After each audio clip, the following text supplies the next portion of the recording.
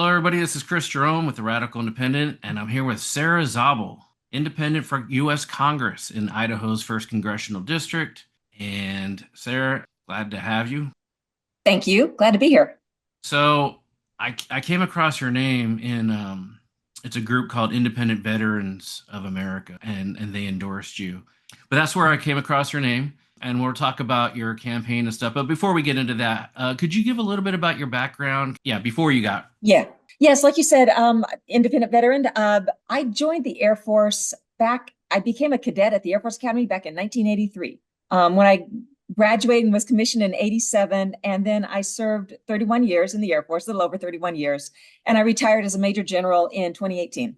Nice long Air Force career, zero interest in politics, Right. zero, none of that for me.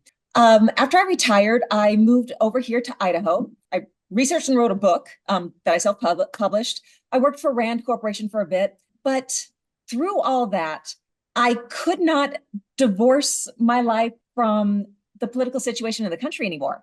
And I don't know if it's how much it is that our political situation changed so that this, divisiveness, the politics, everything is just more intrusive in our lives now, or if I was just really good at ignoring it before. But after my retirement, and like I said, I served from the end of the Cold War through, the war on terror. And Right. but it's after I retired that all of a sudden we're facing these huge crises, huge Yeah. national crises, Things like with seem the to COVID change, pandemic. right?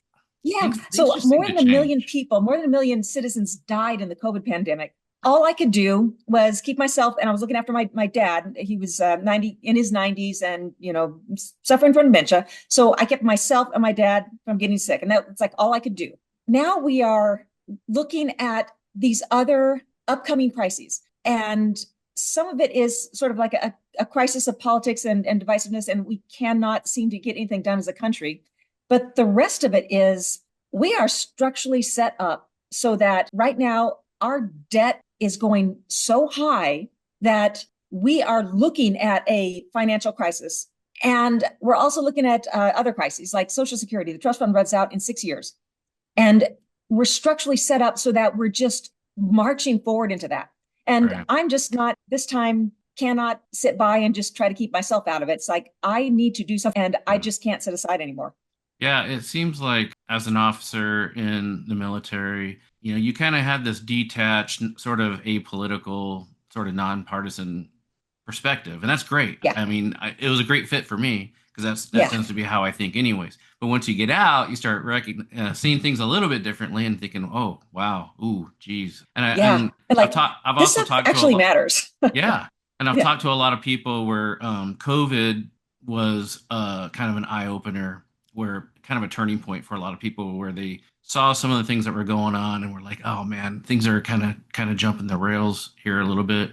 But you talk Yeah. about the budget, $40 trillion in debt. I mean, does Yeah. anyone honestly think the R's and D's are going to fix this, the deficit, Exactly. or lower the debt? I mean, it's never going to happen because And we have then, a and broken if as you look system. at what happens if we just keep chugging up and up and up, up and up, what's going to happen? And it's not good. Right. So yeah, it's this feeling of that our Congress is not doing its job, that it matters to us. And the really key thing for me is that we can fix these problems Yeah. because I don't know if you're a history buff, but right after the Second World War, our debt got to its highest level. The debt Oh that we yeah. owe to others, so what we pay interest on, 106% of GDP. Right now, we're about 101%. We're about to, cross up the threshold, but they brought it down. Hmm.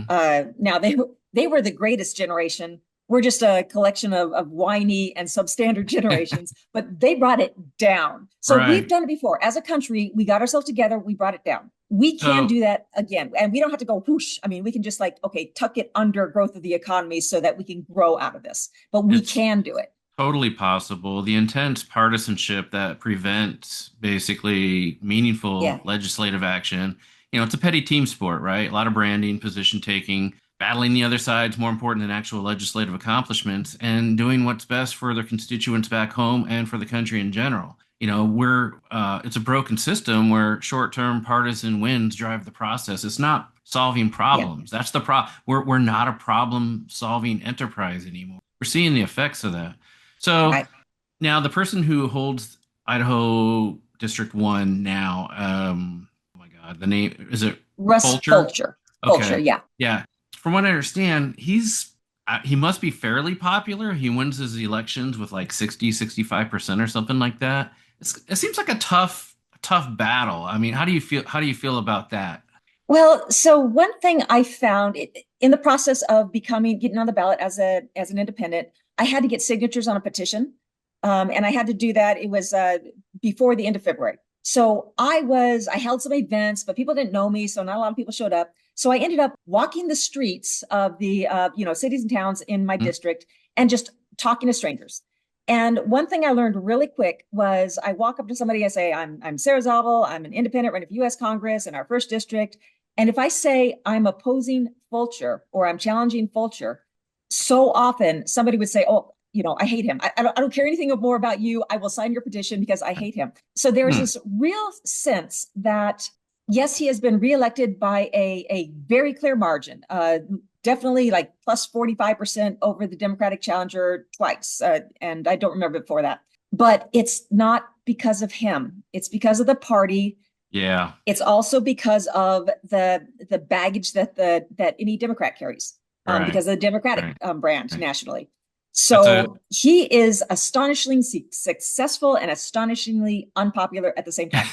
right. And that's the disconnect, right? Yeah, That makes a lot of sense. So, what are some of the key stances or issues that you push for or part of your platform? As an independent, you kind of have to yeah. express this because Republicans and Democrats basically have, people basically know, right? They kind of have a platform. They basically know it's sort of the shortcut to thinking, right? Political party. So that's sort of a disadvantage that independents have. But talk a little bit about some of your key stances or Well, I will, but I want to challenge you on one thing first. Okay, tell me what the Republican platform is now. Is it yes war or no war? Is right. it law and order, or is it to, pay for pardons? I mean, so they You people think that's there is a brand that people think I know what's going on, but it would be very challenging for someone to actually articulate right now and then absolutely say the same thing correctly a week from now, right. what it actually is. But yes, for Yeah. me, what I'm really about is kind of what I alluded to before, that the long-term structural fixes, where right now on the course that we are set on structurally, we are going to bad places. So we need to address the debt, and there's lots of ways to do that. We need to fix Social Security. We need to reform immigration. Immigration is so much more than just closing the border and dealing with the people who are here right now. There's much more to it. We need to reform that. So it's really the structural reforms. Healthcare, that needs a structural reform as well, because right now, so the prices are already high, and the prediction, if you hear from the Centers for Medicaid and Medicare Services, you can expect that costs are going to keep on going up almost 6% a year for the foreseeable future. And they're Right. already too high, and that's greatly outpacing inflation and wage growth. It's just a problem. So structurally, we have, the way our laws are set up, they're heading us that way. So my biggest areas of platform of work right now are dealing with those structural issues. We know how to fix Social Security. That is one of the most studied problems that you'll find. There's different proposals for how to do it. So there is a pattern that I favor that is bipartisan, or it was developed to be bipartisan. But we can do that. I mean, that's another thing that, okay, we've done it before. Back in 1983, same thing. They were looking at the trust fund is running out. What do we do? They made a fix that lasted 50 years. Now they did it at the last minute, so they only got 50 years out of it. If Right. we do it with a little bit more time, we can do better and make the thing solvent for way into the foreseeable future. Lowering healthcare costs through a variety of mechanisms. Now, as you do that, we're also finding ways to deal with the debt. So there are going to be need to be some changes to taxation, but it's not like not going to tax our way out of it. We need to also, change how we approach spending for a lot of things. And then we need to grow the economy. And all those items, those platform planks, I guess, work together. When you reform immigration and you actually have the workforce that our economy needs, our economy does better. Immigrants, even temporary people who are here on temporary visas, they pay into Social Security, even though they won't ever get Social Security. So they pay taxes, they pay Social Security. So as you actually broaden the set of visas to actually do what our economy needs, you're going to be helping out those aspects as well. And it goes, you go through the different structural problems that we have. And it's not only that right now the problems are reinforcing each other so that we're heading to a bad place, the solutions reinforce each other. When you fix Social Security, then you're also, I guess, allowing people to actually contribute to the economy better and longer. The problems, like I said, not only the problems reinforce each other, the solutions reinforce each other as well. But I Right. really focus mostly on the structural things. There are a lot of, let's say, near-term problems that we have right now. The war in Iran, look at what it's doing to our economy right now and to farming. Farmers can't get fertilizer. The tariff regime is making it really, really hard for them to not only get raw materials, but to reach markets, their traditional markets. Right. So these are things that we've done to ourselves, and we could just stop doing them to ourselves. I'm really focused mostly on the structural things that we need to change the law. Otherwise, bad things are going to keep on happening. So, one of my big thoughts on that and what you just said is it's kind of like what we were talking about earlier about a broken system that's not solutions oriented and stuff like that. And Yeah, I feel like there's a quote by a guy named Deming. It's something like a bad system will beat a good person every time. And I feel yeah, like kind of that's what we have. So my thoughts are we could elect these great people to go in, but I'm not sure how effective they're going to be short term.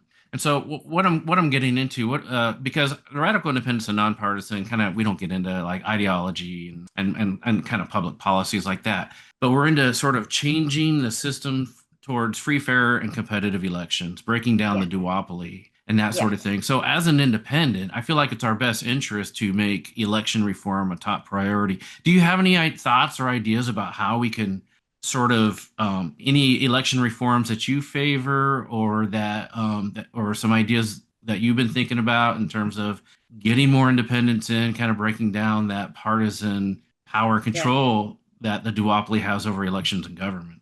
Yeah, and that's a really important question. So in terms of election reform, we know some of the ones that we need, like Citizens United, that brought more dark money into politics. We need to get rid of the dark politics. Sorry, dark money in Yeah, politics. campaign We need finance. campaign finance reform. Yes, that is really, really important. Part of it, though, is so I'm an independent who actually believes in the two-party system. And I know some people say, like, what? Like, the How two-party dare system is the you? problem. Well, I think the two parties are the problem. The Right. system itself ought to be better than, like the European systems with all the bunch of whole little tiny parties that make alliances in order to get stuff done. I think that our two parties, the dynamic that it should drive toward is the parties kind of need to go where the people are because they need to have a majority. They need to have whatever they're doing with their party to make it successful. They need to capture the votes of a majority of people or majority electoral college, which is pretty close, in order to be successful. And what we have right now is we have two parties who are so far off into their own corners that they're each successfully convincing voters that the other party is worse. So we've gotten to a bad spot. I believe in the two party systems. I'm not sure these are the right two parties, and we've had different parties over time. But the system ought to be really pushing towards the majority, what the majority wants. And Yeah. right now it's not. And I think independents are a really, really, really important part of that. Now, Right. of the solution to that.